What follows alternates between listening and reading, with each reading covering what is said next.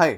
இன்னைக்கு மார்க்கெட் பாத்தீங்கன்னா 24,420ல close ஆயிருக்குங்க. Last week compare பண்ணும்போது க்ளோஸ் அபவுட் வந்து ஒரு 2% வந்து நெகட்டிவ்ல க்ளோஸ் ஆயிருக்கு.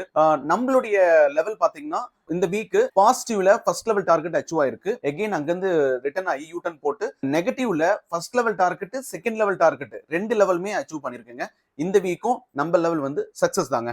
ஓகேவா? இதுக்கான மெயின் ரீசன் பாத்தீங்கன்னா டாரிஃப் தான். ஏன்னா 25% இருந்து இன்னும் ஒரு 25% அடிஷனலா போட்டதுனால எக்ஸ்போர்ட் லெவல்ல நமக்கு கண்டிப்பா பாதிப்பு இருக்கும் அப்படிங்கறது எக்ஸ்பெக்டேஷன்ஸ்.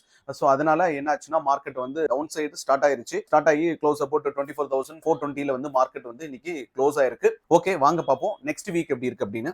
அப்கமிங்ல மார்க்கெட் வந்து பாசிட்டிவா பிரேக் பண்ணுச்சுன்னா 24,580 பிரேக் பண்ணுச்சுன்னா ஃபர்ஸ்ட் லெவல் டார்கெட் வந்து 24,730, செகண்ட் லெவல் டார்கெட் 24,890 வரைக்கும் போறதுக்கு பாசிபிள் இருக்குங்க. அதே மார்க்கெட் நெகட்டிவ்ல பிரேக் பண்ணுது அப்படின்னா 24,270 பிரேக் பண்ணுச்சுன்னா first level target 24,100, second level target வந்து 23,960 வரைக்கும் போறதுக்கான பாசிபிள் இருக்குங்க. மோஸ்ட்லி மார்க்கெட் வந்து 24,950 கீழே க்ளோஸ் ஆனாவே நெகட்டிவ் ட்ரெண்டுக்கு ஸ்டார்ட் ஆயிரும்னு சொல்லியிருக்கேன். சோ அதுதான் நடந்துட்டு இருக்கு. சோ இன்னும் வந்து மார்க்கெட் வந்து நெகட்டிவ் ட்ரெண்ட்ல தான் இருக்கு. மேபி அந்த வீக்லி லெவல்ல வேணுமா வந்து பாசிட்டிவ் அண்ட் நெகட்டிவ்ல இருக்கலாம். ஒன்ஸ் அந்த 24,950 ஸ்ட்ராங்கா பிரேக் பண்ண மட்டும் தான் மறுபடியும் பாசிட்டிவ் ட்ரெண்டுக்கு போகுங்க. பாப்போம் நெக்ஸ்ட் வீக் எப்படி இருக்குன்னு.